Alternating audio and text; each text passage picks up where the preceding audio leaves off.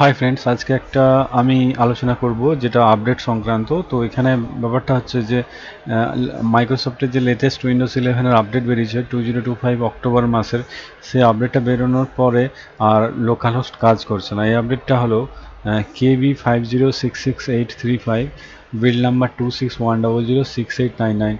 তো অনেকেই বলছেন যে মাইক্রোসফটের এই কুমুলেটিভ আপডেট ইনস্টল করার পরে উইন্ডোজ 11-এ লোকাল হোস্টার কাজ করছে না। হ্যাঁ, এটা একটা প্রবলেম, এটা এখনও প্যাচ অ্যাভেলেবেল নেই।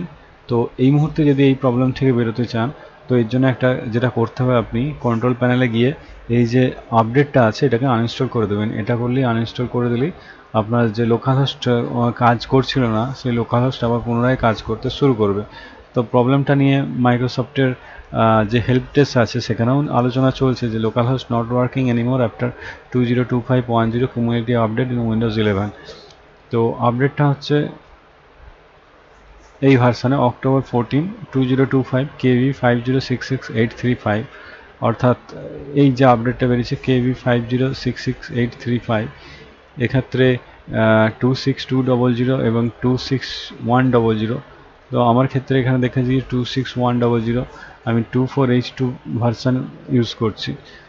তো আপনি যদি এই প্রবলেমটা থেকে মাইক্রোসফটের যে অক্টোবর মাসের যে আপডেটগুলো বেরিয়েছিল সেক্ষেত্রে অনেক কিছুই নতুন ডিটেলস অ্যাড করা রয়েছে, যেমন browser, gaming, PowerShell, Windows Hello compatibility, cryptography ইত্যাদি। কিন্তু সেক্ষেত্রে এখানে একটা বিজার প্রবলেমও দেখা দিয়েছে, যে প্রবলেমটা সলভ করার জন্য যেটা করতে হবে, অর্থাৎ আপনি যদি, আমি এখনও পর্যন্ত এটা ইনস্টল করিনি, তো আপনি যদি এটা করে থাকেন তো সেক্ষেত্রে আপনি কন্ট্রোল প্যানেলে যাবেন। কন্ট্রোল প্যানেল থেকে যে সমস্ত যে এইটা যদি ইনস্টল করে ফেলে থাকেন তাহলে এটাকে আনইনস্টল করে দেবেন। আনইনস্টল করে দেওয়ার পরেই আপনার লোকাল হোস্ট কম্পিউটারে কাজ করতে শুরু করবে।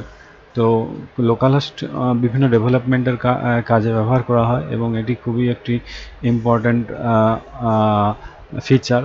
তো যে লেটেস্ট আপডেটটা বেরিয়েছে, সেই লেটেস্ট আপডেট বেরোনোর পরে এই লোকাল হোস্টটা উইন্ডোজ 11-এ কাজ করছে না। তো এর প্যাচ খুব শীঘ্রই অ্যাভেলেবেল হয়ে যাবে। তো ততক্ষণ পর্যন্ত যদি আপনার প্রবলেম থেকে বেরোতে চান, অর্থাৎ প্রবলেমটা রিমুভ করতে চান, সেক্ষেত্রে আপনাকে উইন্ডোজ 11-এর যে কন্ট্রোল প্যানেল আছে সেখান থেকে এই KB50668835 আপডেটটা রিমুভ করে দেবেন এবং প্রবলেমটা সলভ হয়ে যাবে।